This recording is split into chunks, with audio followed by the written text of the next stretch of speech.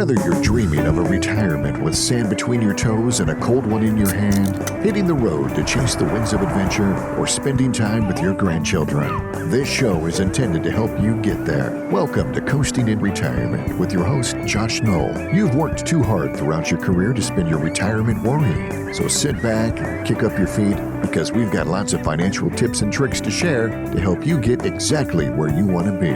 Here's Josh. Good afternoon, everyone, and welcome to Coasting in Retirement. I'm your host, Josh Knoll, and I'm joined by my co-host, Michelle Lee Melton. Michelle, how you doing? I'm doing well. I'm a little frazzled. It's been very busy today. Okay. Well, you had a busy day at your normal job. That's right. All right. This is your second gig, side hustle, right? One of them. That's good. Well, it's great to be back in studio with you. We are recording this episode at Coastal College's podcast studio, located here in beautiful downtown Fairhope, just up the road from our Gulf Coast Financial Advisors office. So, listeners, Michelle and I are here today to discuss financial topics relevant to those of you in or near retirement, living your best life along our part of the Gulf Coast. If you're just tuning into our show, I want to welcome you first. We've got a great show for you today, and here is what you are signing up for. Our first segment will be a discussion about our main topic, and I'm going to give you a little hint. It involves diamonds. Yay! Right? And then in about 15 minutes past the hour, Michelle and I will dive into recent headlines with our Michelle with the News of the Week segment. Then at about 30 minutes in, we'll get to poke a little fun at my big mouth with our Where Josh Nailed It, where Josh was a little off segment.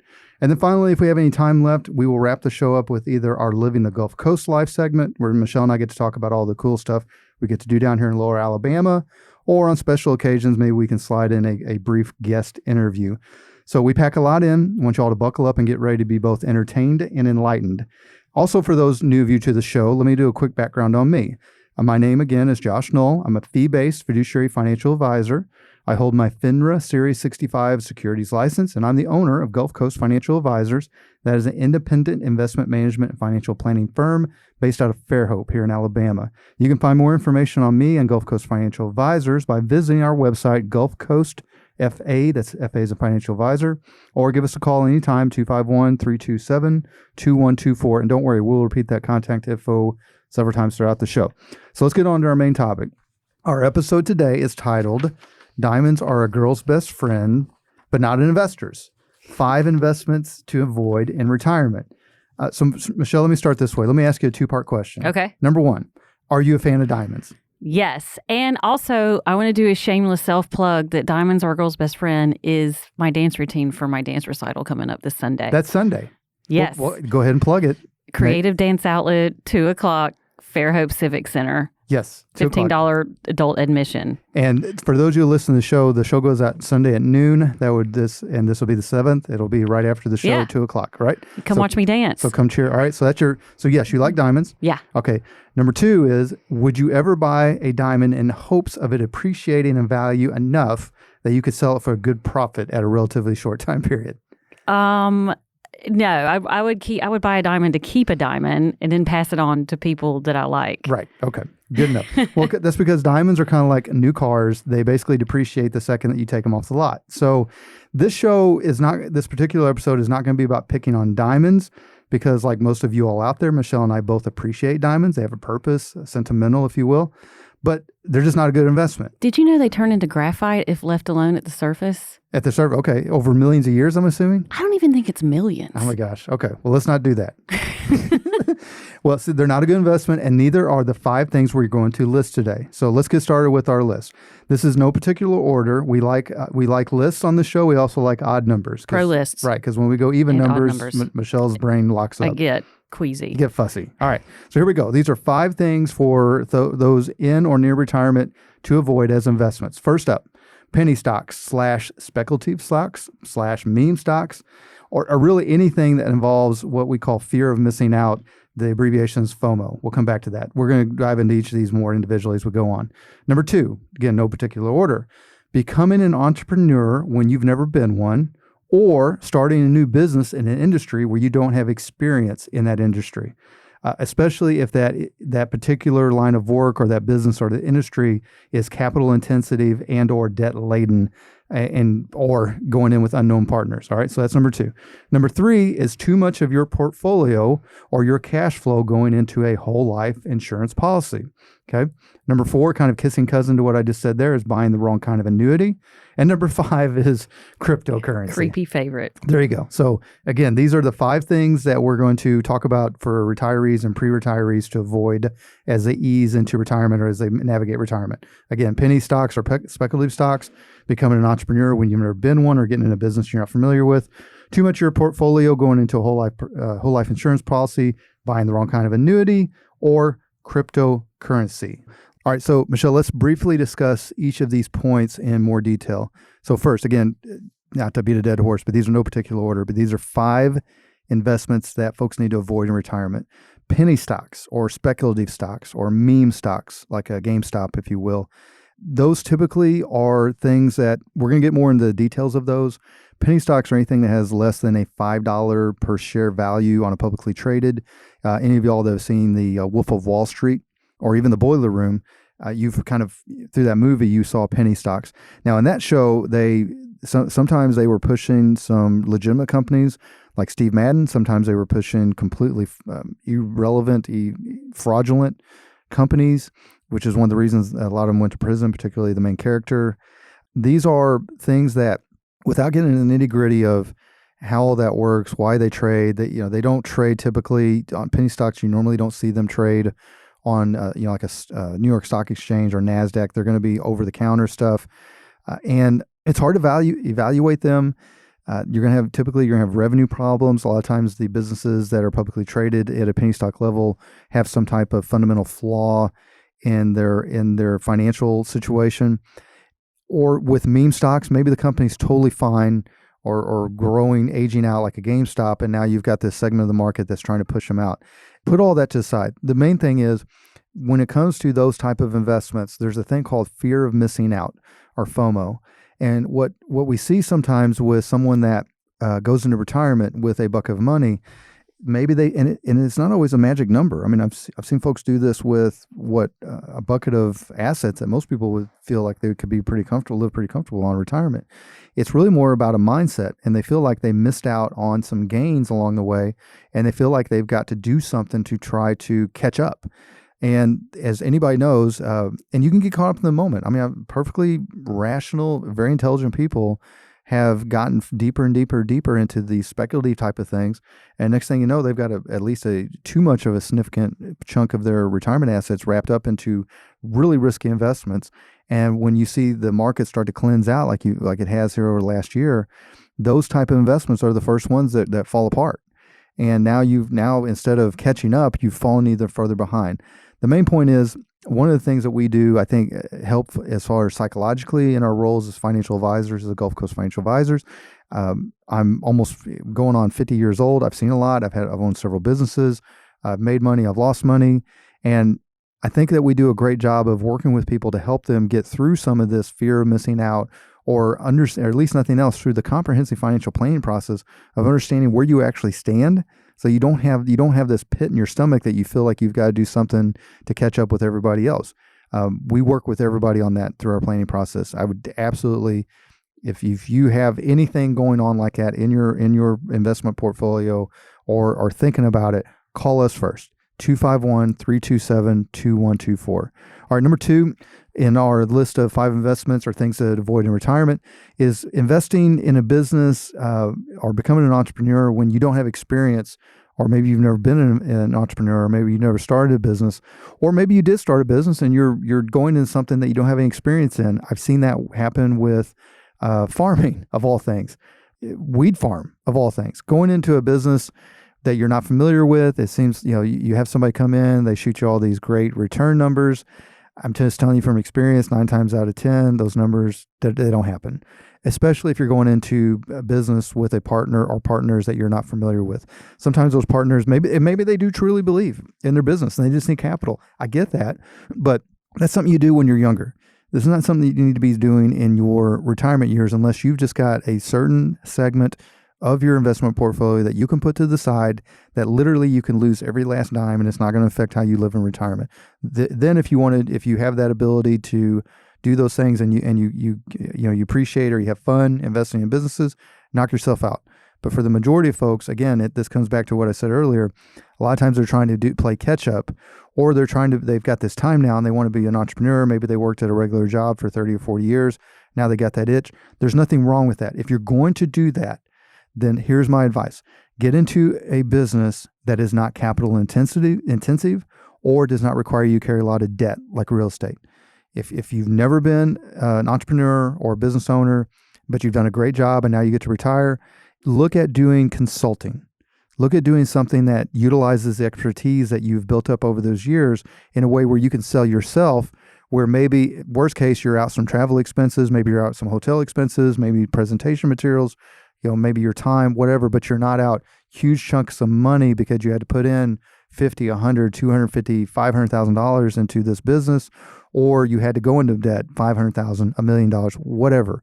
Do something, if you want to scratch that itch, do something that does not take a lot of capital and does not require you to take on a lot of debt. Again, we can help you with that. Yes, we're financial advisors. That is relatively narrow scope in its definition, but when you bring the experience that we have to the table of owning our own businesses, of both being in businesses that required a lot of debt and being in businesses that didn't, we can help you walk through those things with your financial plan. 251-327-2124. All right, number 3, no particular order, putting too much of your portfolio or cash flow into a whole life insurance policy.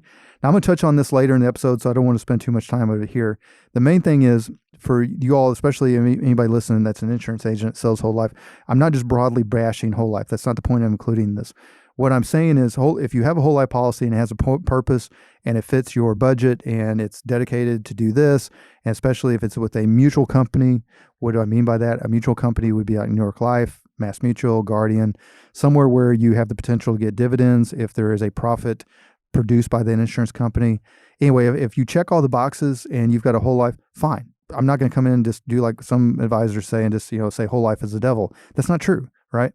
The problem comes where, and just like I said, too much of your portfolio or too much of your cash flow is going into this whole life insurance policy, because even the best and the A-rated mutual companies been around for over a century, even with their dividends, when you compare it to the expenses in the policy, okay, fine, you're eking out a gain. It's low risk. It's great. It's kind of like maybe a little bit better than you would get in a CD or a money market right now, maybe. But if you're a lot of times what they tend to do with their very elaborate sales process is they get too much of your investment dollars in there, and trying to get ahead, investing in a whole life policy. I always tell everybody it's like it's swimming with a life jacket on. Yeah, you're not going to drown, but you're not going to get very far. When you're trying to accumulate and have things that are going to keep up with inflation and appreciate, have some upside gain, then you don't need to have a huge chunk or significant chunk of your investment dollars going to a whole life policy. Okay. Number 4, buying the wrong kind of annuity. Again, I'm going to touch on this briefly. We circle back to it a little bit later in this episode. But annuities have a purpose, but there are different kinds of annuities that have different purposes. There are variable annuities, there's fixed index annuities, there are income annuities, there's multi-year guaranteed annuities, what they call MIGAs, there's SPIAs, single premium immediate annuities. There's all these different kinds of annuities. The problem is they get lumped into just one thing, all annuities. All annuities are bad, all annuities are good. None of that's true. What is important is if you have a need and there's a purpose for having an annuity, that you get the right kind of annuity for your purpose. And just like with a whole life policy, it doesn't take up more than it should of your investment dollars. It needs to be a plan for how much is going into there and what's the purpose of that. And if you buy the wrong kind of annuity, if you get a variable annuity and you're somebody that treasures downside protection, you're going to be miserable because you're going to see the sub account inside there go up and down with the market more than you're comfortable with. Or consequently, if you're somebody that wants some upside appreciation and you don't need income and you buy an income annuity, an immediate income annuity for sure, then you're going to be frustrated. Okay, great. You got a mailbox money, but it wasn't exactly what you were looking for. So it's really important that you buy the right kind of annuity if you are going to buy an annuity. We do very deep dives on annuities. It is a really eyes wide open process. It's part of the financial planning process. We don't have a hammer looking for a nail. Sometimes we use income annuities, sometimes we don't. But it's always an open and honest conversation dealt with in a fiduciary manner. You can call us if you want to have that conversation, 251-327-2124. All right, then lastly, 5 investments that retirees and pre-retirees should steer clear of. Cryptocurrency. I know from feedback, we have a couple crypto bros, I'll call you, sorry to tease you, that listen to the show. And, you've gotten the impression that I'm just a broad crypto basher. I am not. I'm old enough to know that technology changes faster than what most of us can adapt to. And maybe there is some use case for blockchain and crypto and things of that nature. I'm not here to tell you it's all trash. I don't know.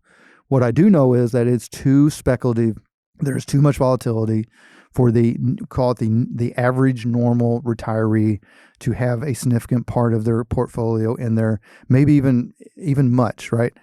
At this point in the crypto universe, for most of my retirees, I tell them treat it like casino money. If it's a dollar amount that you can go to the casino and walk away 5 hours later and lost it all, and you're not upset because you felt the entertainment was worth whatever you dropped, then fine. Okay, knock yourself out. I'm not going to help facilitate it. I don't do cryptocurrency. And for younger people, who knows? I mean, there has absolutely been a lot of people make a lot of money on crypto. The problem is it tends to be a zero-sum game, because on the other side of that equation are a bunch of people, particularly retail investors, that lost a ton of money on crypto. And so no one has been able to steal yet. And I've been doing this now 14 years, however long crypto's been around. And I've asked on my podcast, I've asked on my radio show, show me what it does. Show me a product or service where crypto or blockchain has made my life better right now. In the future, fine. You guys have been holding your breath for the future now, probably going on 10 plus years.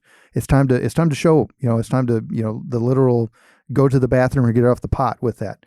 But whether they do that now or not, retirees and pre-retirees, you need to let that market cool. Or it's not cool. You need to let it normalize a little bit. Yeah, you might leave a little money on the table long term, but that's fine. It's not worth losing a ton of your retirement dollars. All right, so folks, that's it for segment one. Again, to wrap it up, our title of our episode is Diamonds Are a Girl's Best Friends, but Not Investors. 5 investments to avoid in retirement. We picked on diamonds in the beginning because they are kind of like new cars. When you drive them off the lot, they depreciate immediately. That's a fact. So anyway, I want you all to stay tuned, because coming up next, there's always a lot going on in the world, particularly the world of finance. And as always, this past week is an example of big news in finance. So every week, Michelle and I scour what she calls the interwebs for helpful financial articles related to our topic of the day, especially articles that pertain to those of you in or near retirement. So what I want you all to do is join us after the break to hear Michelle and I discuss this week's relevant headlines in our Michelle with the News of the Week segment. Stay tuned.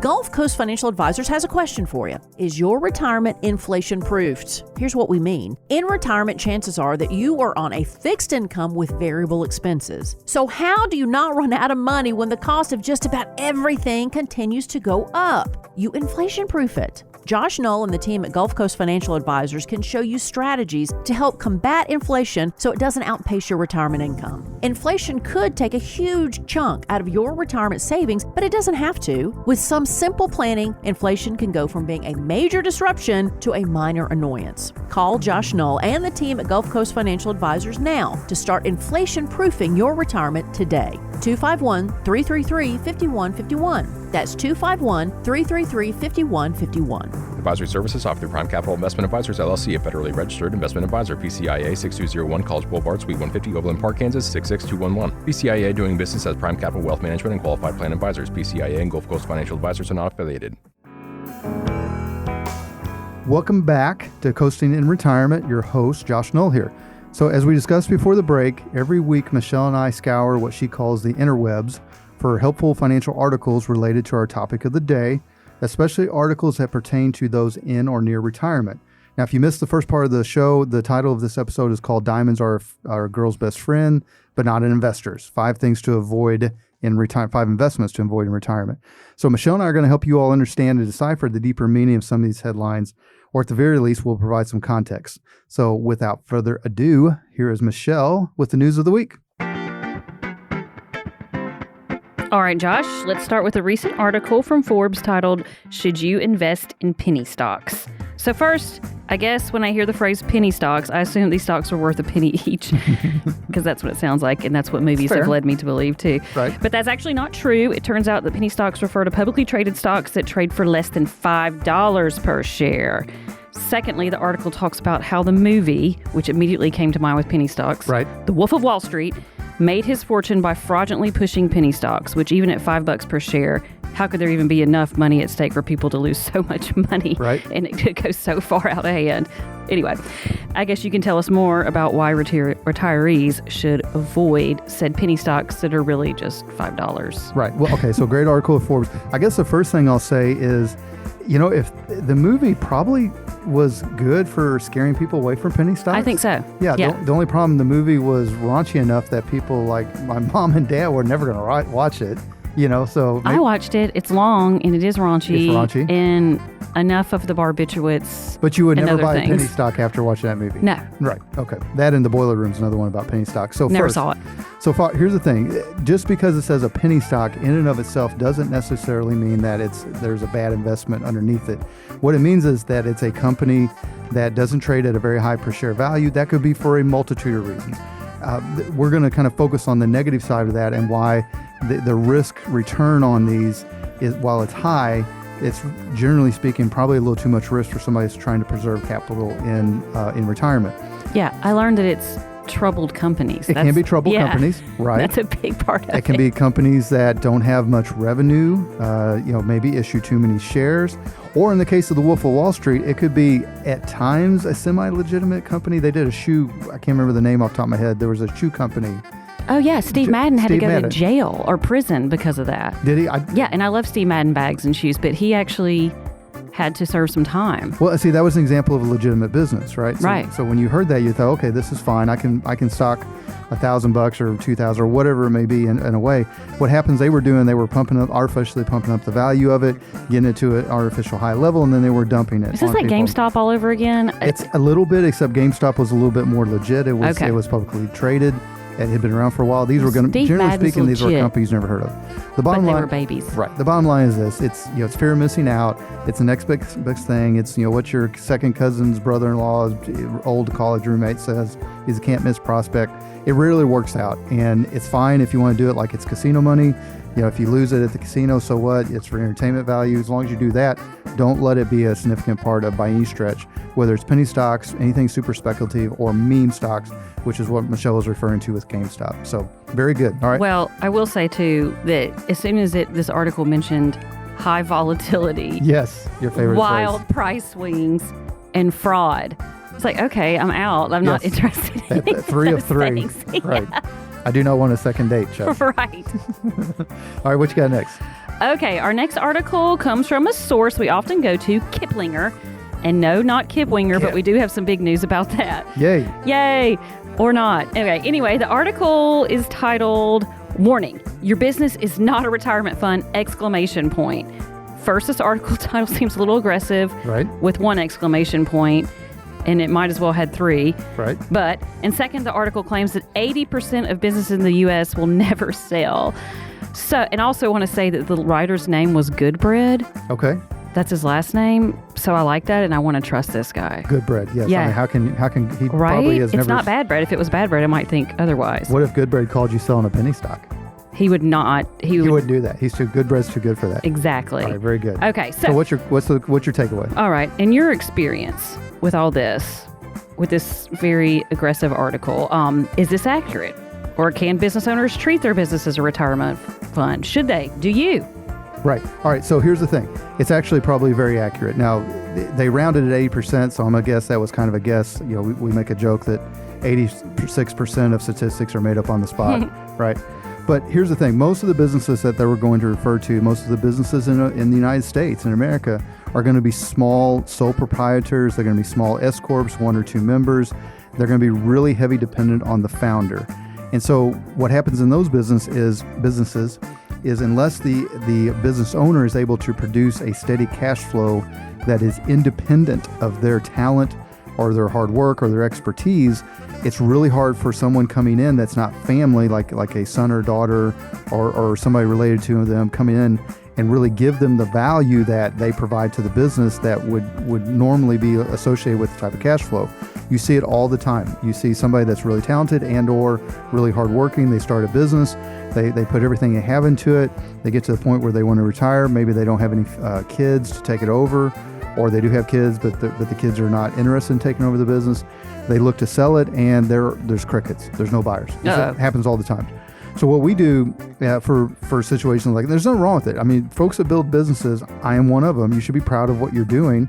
I haven't had a W-2 since I was in my mid-20s, so I'm just as guilty as anybody else putting everything I have into my business over the years.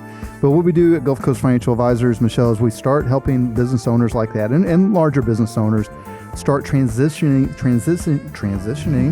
That's right. Sound it out. The assets from their business balance sheet to their personal balance sheet.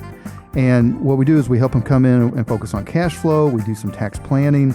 We look at the assets, and then we have put a system in place where if you are wanting to transition out, and maybe there is not a buyer, or there's going to be like a structured buyout, we're going to help you do this most efficient way of getting those assets over to your personal balance sheet so you can enjoy the fruits of all of your labor.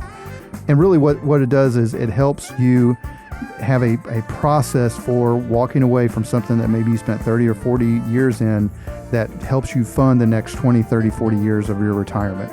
And to be honest with you, it's probably one of the things I enjoy doing the most in our line of work. So anyway, great article. That's something we can absolutely help you all with.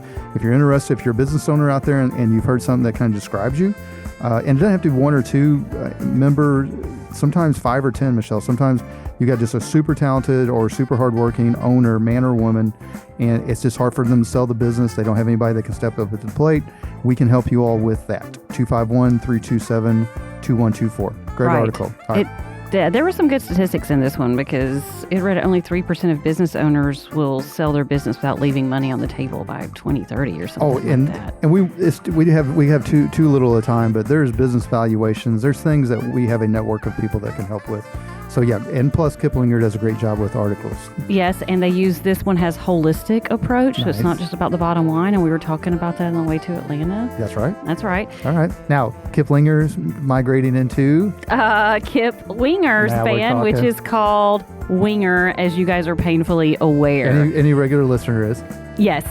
So, as it were, Winger, big announcement, has a new studio album, recorded in Music City, USA. Was it like on USA Today? Was it on New York Times? Who announced this? This is big news. According to site Grand Rock. Grande Rock? No, Grande. It might be Grande because it's coming out on Cinco de Mayo. It's this Friday. Right, it's a 12-song album, all new. They've been in business 35 years. All right, we're going to lose our audience here. So what you're saying is 80s hair metal band is this a run? If listeners are just tuning in, Michelle and I have a little bit of a running joke. We like using the website Kiplinger for a lot of our reference articles.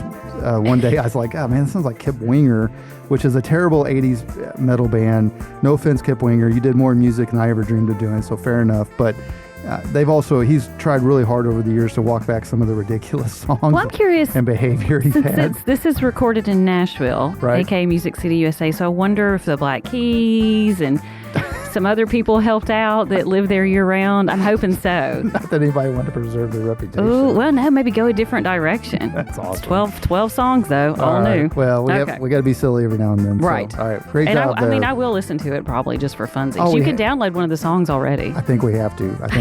I hope Kip Winger listens to the show. Oh, I hope so, too. Right. We're not picking on you too much. Whether we are. All right, what do you got next? All right. So now let's talk about one of your 5 investments to avoid in retirement. Whole life insurance. Okay. Our friends at Motley Fool have another article I'll consider having a somewhat aggressive title. This one's even more aggressive, but without an exclamation point, although it should have one. Here's why you should avoid whole life insurance like the plague. Okay. Wow. Yeah, wow. Okay. Which plague? Should I be worried? I think we can overcome some of them, but that's tough. Okay.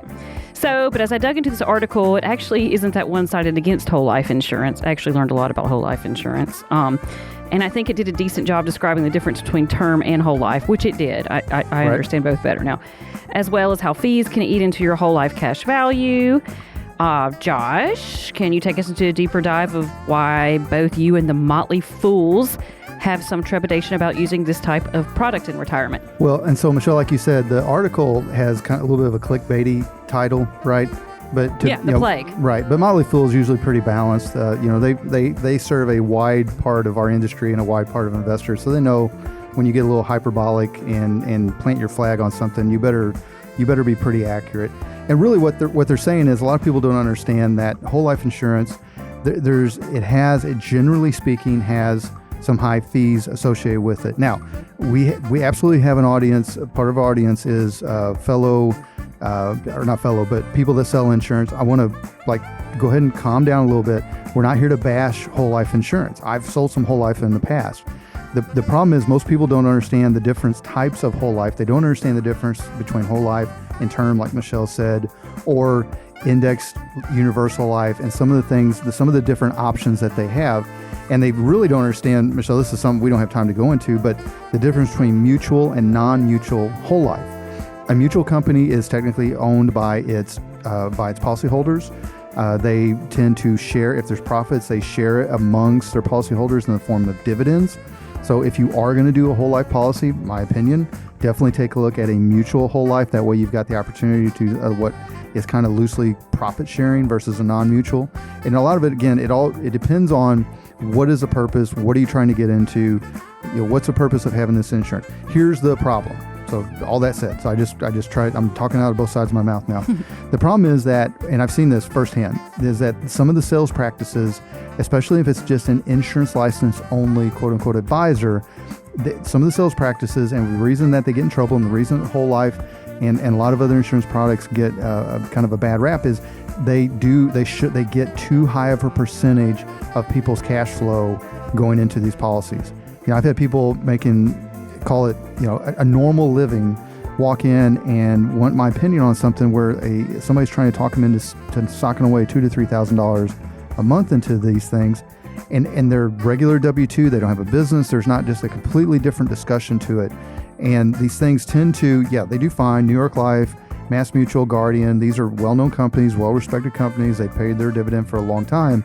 The problem that we see when somebody does this is it's too big of a piece of the pie. If you're going to have whole life, it needs to have a purpose, and it needs to have a defined piece of that pie, and that piece of that pie needs to make sense. And more often than not, we don't see that. We see that somebody's just trying to shovel as much of someone's cash flow as they can into it, especially non-business owners, and sometimes people get in trouble. And guess what? When you're in that thing, it demands a premium. Index universal life tends to be a little more flexible. Not that it's any better or any worse, it just tends to be more flexible on premium. Whole life, you got to pay that premium, buddy, or you're just going to start eating into cash, and then eventually the policy will lapse. And a lot of people don't have that conversation. But, oops. Yep, I agree with Motley Fool. All right, all right. Oh, hey, one last thing, Michelle. We do have a background in insurance, and I'm going on 14 years in the business. Came up on the insurance side. If anybody's looking at a whole life or has an existing one and wants to have basically a nonpartisan discussion about it, give me a call, 251-327-2124, 251-327-2124. All right, what's next? Okay. I decided to dig into some news source sites for our last headline, and I think I found one that matches up with one of your tips to avoid in retirement, buying the wrong annuity. Okay. Newsweek has a recent article titled Top 5 Mistakes to Avoid When Buying an Annuity. And I'll be frank here, I didn't know that Newsweek still existed. I didn't either. I didn't know that Time really still exists, but they have like a gala in New York that just happened, so I had to watch it. I had to see what people wore. So anyway. Okay, so they used to be all over doctors' offices, and that's what you would read, that or Time. 100%. Yeah, or in the National Enquirer, which may or may not be around. I looked forward to that, to be honest with you. That and National Geographic. I bring my own reading materials now. Oh, yes, you do. All right, okay. Pardon. So, anywho, in this article, Newsweek makes a couple of points that I've heard you stress before, such as using an independent advisor and how fixed index annuities have stolen most of the thunder of variable annuities. I feel like we do a good job on the show of explaining all the different types and flavors of annuities. So how does this article tie into your opinion on said annuities? Well, I think it's huge, Michelle, and I'll point our listeners to one of our previous episodes where we dive into the different types of annuities. And we do it in a dispassionate, nonpartisan, non-biased way. I mean, annuities still exist. For all you annuity haters out there, you fee only guys. Don't be hating. Well, I respect that, you always want to have fiduciary relationship. I get it. We've operated under a fiduciary relationship. We have a very open and honest discussion about how these things fit together. But the reality of it is annuities serve a purpose if they serve the right purpose, but particularly for those looking to generate income in retirement or capital preservation. So what this article does a good job is saying, basically, as we've said before, Michelle, if somebody tells you all annuities are bad, that's too broad a brush, right? Right. Now, annuity, you can have a perfectly fine annuity And if it's shoehorned into the wrong situation, it can be a disaster, right? If you put somebody in something that's to generate steady income, but the time period is too long and there's no inflation protection into it, and all of a sudden that income that was great in year 1 is way behind the times in year 20, you've got a problem. And we see it all the time. So really what this article is talking about is knowing how the different types of annuities. It does pick on variable annuities a little bit, and I actually agree. All annuities in and of themselves tend to be a little bit expensive. That's how the insurance companies make money. That's how the insurance agents make money. But variable annuities have really kind of, I don't want to say the industry has left them behind totally, but they tend to be fairly high expenses inside the product. And they do offer some upside. That's the idea. You're actually holding a bucket of securities of some kind. And they do have some death benefits, and they have some capital preservations. They have all these things. They have income riders. They have all that, but they can go up and down with the market. And a lot of people don't understand that. And when you have fixed index annuity, it doesn't have a bucket of securities. It just tracks an index. But when it caps the floor at 0%, if you saw a chart, I don't have it, we're on the radio, but if I could show you a chart of what fixed index annuity sales have done to variable annuities, they have basically eaten their lunch over the last handful of years, and it's continuing that trend.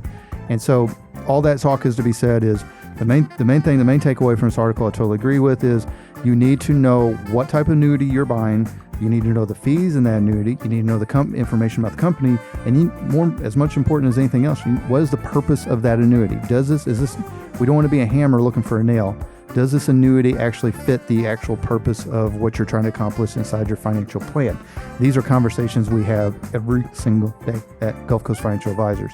So if you have a question about an annuity, if you're looking at one, if you're interested in one, or if you're interested in see how that would fit into a comprehensive financial plan, give us a call, 251-327-2124. Michelle, that it? That's all. All right. Well, great job. These are all these headlines. I think they're important pieces of information that impact those in or near retirement. If you all are listening on the radio, if you missed anything, you want to hear it again, we always put this show out in podcast version. Usually it's out by Tuesday, the following of the Sunday production. And I would definitely take a listen back, because if you have questions around these topics in our headlines of the week, or questions related to, in general, to your investment strategy or your financial plan, again, why don't you give us a call at 251-327-2124. You can have a conversation, or we can set up an appointment, or you can always reach out to us via our contact page on our website, gulfcoastfa.com. That's GULFCOAST. FA is in financialadvisor.com.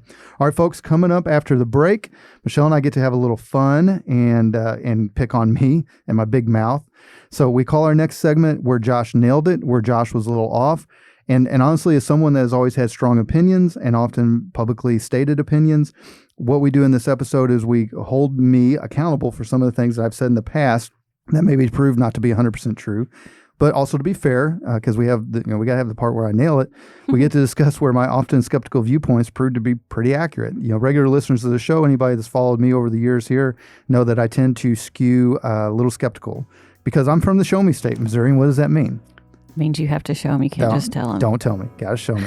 Stay tuned. And also, the Winger album, the new album's named Seven. So right. There you go. So if anybody's like at the edge of their seats and wanted to know. All right, stay tuned. Imagine for a moment that an intense storm is pounding your house. Will your roof leak? Will the siding peel away? Will your basement flood? If your house is properly built and maintained, you'll be fine. What about your 401k or investments? The stock market has had a great run the last few years, but is its current turmoil making you feel uneasy? Are you confident your portfolio is built to weather a financial storm? Well, now might be a great time to get a second opinion on your retirement plan. Call Josh Knoll and the team at Gulf Coast Financial Advisors, 251-333-5151. They'll examine your portfolio and show you if your investments are in need of some weatherproofing. Get your no-obligation second opinion by calling Josh Knoll and the team at Gulf Coast Financial Advisors, 251-333-5151. Don't let your retirement get caught in the rain. 251-333-5151. Advisory services offered through Prime Capital Investment Advisors, LLC, a federally registered investment advisor. PCIA 6201 College Boulevard, Suite 150, Overland Park, Kansas 66211. PCIA doing business as Prime Capital Wealth Management and Qualified Plan Advisors. PCIA and Gulf Coast Financial Advisors are not affiliated. All right, welcome back, everyone. Your host, Josh Knoll, here, alongside co-host Michelle. So if you know me in real life, then you know that I tend to have strong opinions, And as someone that has had a radio show and a couple of podcasts over the years, I've often espoused these opinions publicly. Sometimes I've been proven right with time, and sometimes let's just say I didn't stick the landing. So what we do each week is Michelle and I get to poke a little fun at the thoughts or opinions I put out there that weren't 100% on point. But to be fair, sometimes I am right. So we get to point out some of the thoughts and opinions that were pretty accurate. We call this segment Where Josh Nailed It, where Josh was a little off. And I'm going to kick it to Michelle. What's first? All right, Josh. Back in March, we discussed the failure of Silicon Valley Bank, known as SVB. And at the time, you felt that the banking crisis was going to end swiftly and that it was unlikely we would have another bank collapse. Well, we did. So we just had the new second largest bank failure ever this week with the collapse of First Republic. Right. And I'm pretty sure I said at that time that I thought more banks were going to be in trouble and that I am still seriously contemplating squirreling away cash places.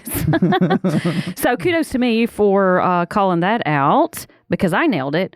But how about you? Did you nail it or were you a little off? Well, no, I was off, to be fair. Yes. I mean, it's pretty obvious.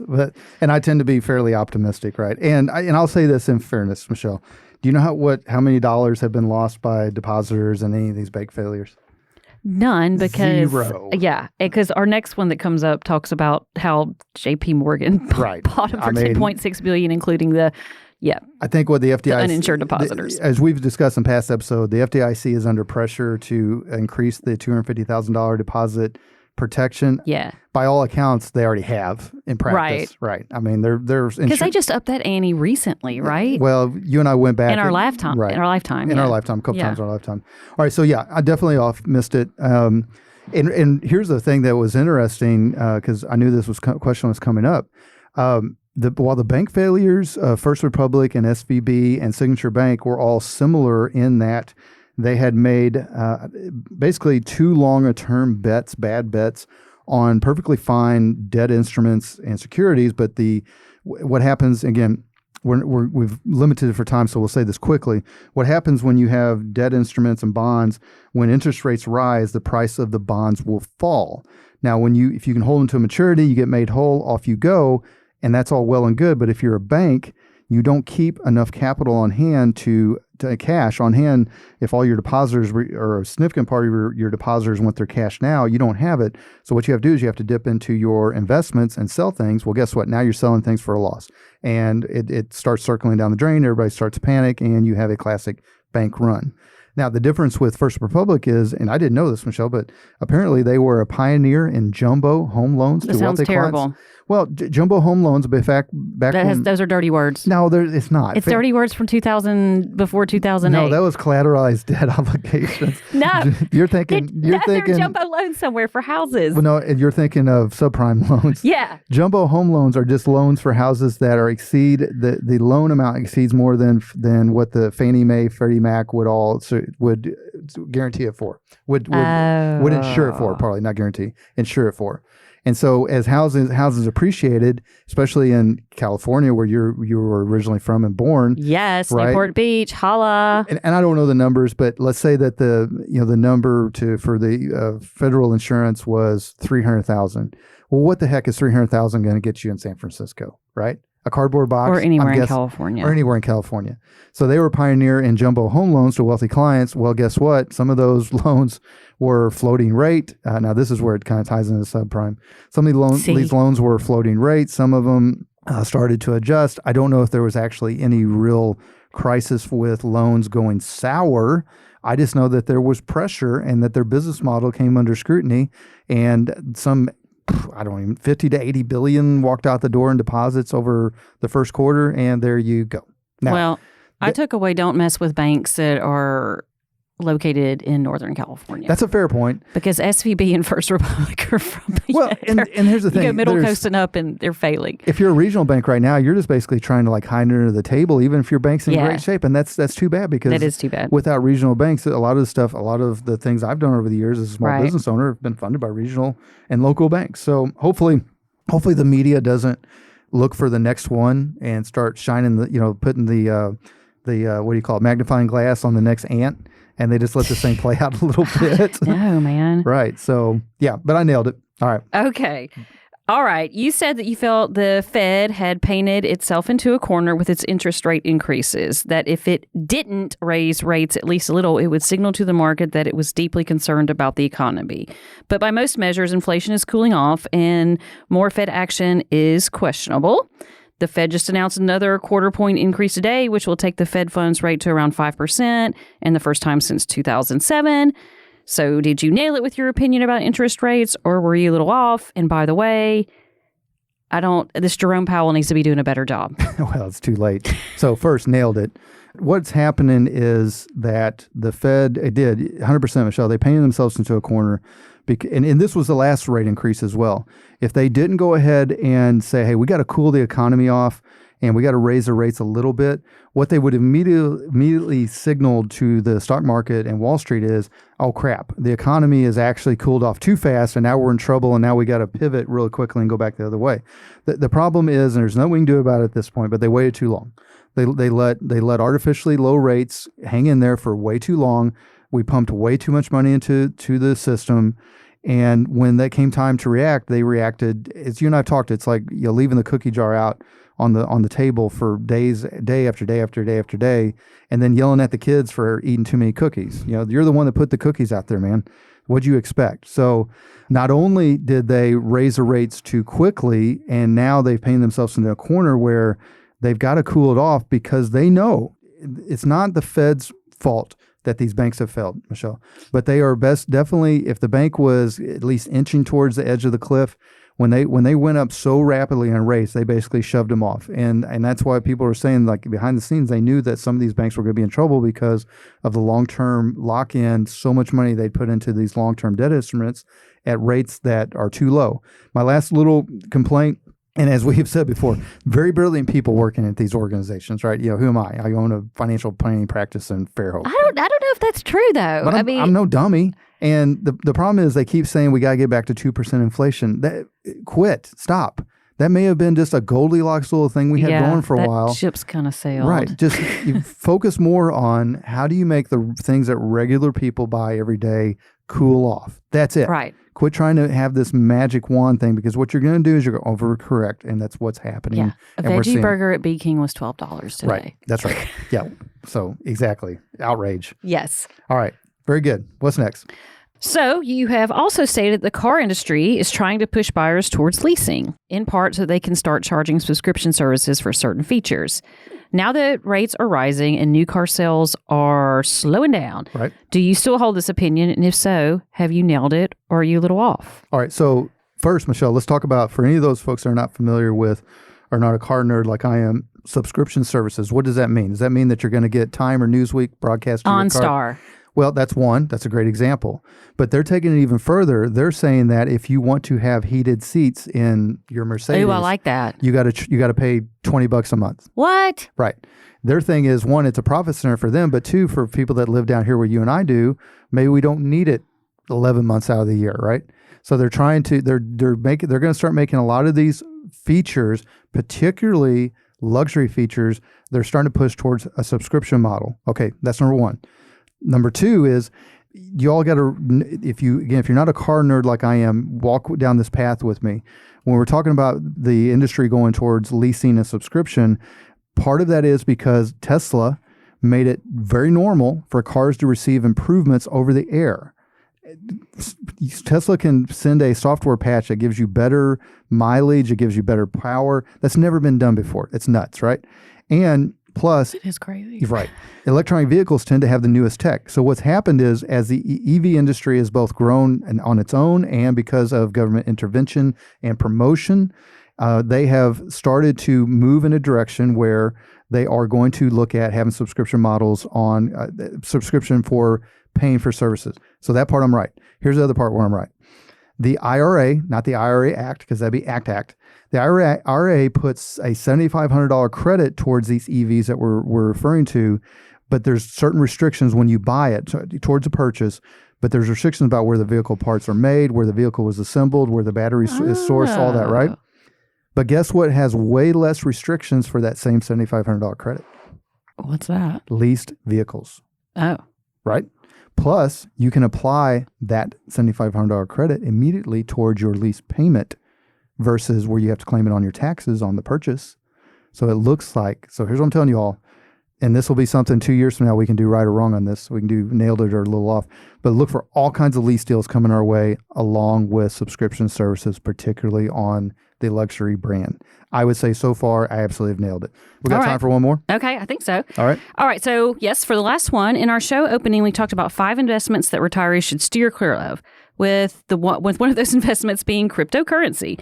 And I think we try to be fair on the show regarding crypto and Bitcoin and whatnot, but I still think it's witchcraft, and you keep asking somebody to explain to you how it can be improved by crypto. Show me something. Show me anything. It doesn't make product. sense. Show me a service. I'm still thinking about squirreling away cash in the mattress. But anyway, well, just in the news today, there are several bad things related to crypto, including the seizure of 9 exchanges, a 30% mining tax proposal by President Biden, and the United Kingdom banned cold calls selling crypto. So has your crypto skepticism been on point, or have you been a little too harsh? All right. So regular listeners of the show, especially any of y'all that are into crypto, it probably seems like we're a little one-sided. We always try to hash it out this way, so we're clear. Here is my opinion. I have no problem with crypto and Bitcoin and blockchain and all that. Michelle and I are old enough to where we used to talk to phones that hung from walls with cords. Still have a landline, by the way. Right. The thought of walking around and staring at our phone all day would have been really weird to us. Still don't do that all day. Well, I do. But the problem is, so we try to keep an open mind about this, but it's still too much of a wild, wild west for folks in or near retirement to invest significant parts of their portfolio in. They need to wait until the industry calms down and it actually produces, it might, because here's the thing. Let's see if it can produce anything valid product service. And I know I'm probably going to get some emails and some messages like, hey, did you know that you can, save 2 microseconds on blah, blah, blah, blah, blah. I don't care. No, give me something that actually changes my life. And in what Michelle just said, or it goes away, I do think that this artificial intelligence AI thing has become the shiny new toy with investors. And I really do think it's stolen some of crypto's thunder, when it comes to that. Either way, my opinion, if you're in or near retirement, steer clear of it for now. And anything that just had that much bad news in one day, wow. I mean, my goodness. So, all right, is that it, Michelle? That's it for those. Oh, very good. All right, well, listeners, once again, of course, I didn't totally nail it. Otherwise, it'd be a really boring segment. But of course, I had valid reasons for being a little off. So, and as always, I'm learning, I'm growing, I'm being more open-minded, I'm maturing. That's good. Right, I'm trying. Now, to our listeners that have more questions about some of these things that we touched in this segment, or questions about investments, or questions about their financial plan, why don't you give us a call at 251-327-2124. As you can tell from this segment and all our other episodes, that we shoot people straight. This is how we do it. Yeah, give us a call. You can have a no obligation free appointment, no pressure. We are just going to sit down and have a conversation and see what is going on in your life and how we can make it better. All right, folks, that's it for us here at Coasting in Retirement. I want to give a huge thank you to my lovely co-host, Michelle Lee Melton. Welcome. Right. A thank you to our awesome radio show station, 106.5 FM, The Talk. Many thanks to the provider of our show music. That's local band Sloth Racer. That sloth is in the slow animal, but they are not slow music. And as always, my sincere appreciation. Oh, we have one more, Michelle. I think they're a mammal. They are. And thank you to Coastal College for allowing us to use their podcast or recording studio. It's lovely in here. It is great. And lastly, and as much as anything, my sincere appreciation to all of you out there that have been listening and joining us on this journey. Of course, we'd love to be part of your financial journey as well. Till we talk again next Sunday, have a wonderful and productive week. This has been Coasting in Retirement with Josh Knoll. Advisory services offered through Prime Capital Investment Advisors, LLC, a federally registered investment advisor. Prime Capital Investment Advisors, LLC, 6201 College Boulevard, 7th floor, Overland Park, Kansas, 66211. Prime Capital Investment Advisors, LLC, doing business as Prime Capital Wealth Management and Qualified Plan Advisors, and Gulf Coast Financial Advisors are not affiliated. Gulf Coast Financial Advisors, Prime Capital Investment Advisors, Prime Capital Wealth Management, and Qualified Plan Advisors do not provide tax, legal, or accounting advice. This content has been prepared for informational purposes only and is not intended to provide and should not be relied on for tax, legal, or accounting advice. The information provided herein is not a complete analysis of every material fact regarding any strategy. It is intended only to provide insight into the opinions of the author. All information presented is for educational purposes only and is not an offer or solicitation for the sale or purchase of any securities. Content offers commentary and generalized research, not personalized investment advice, and is for informational purposes only and does not constitute a complete description of our investment services or performance. All investments involve risk and, unless otherwise stated, are not guaranteed. Be sure to first consult with a qualified legal professional and/or tax professional before implementing any strategy discussed here.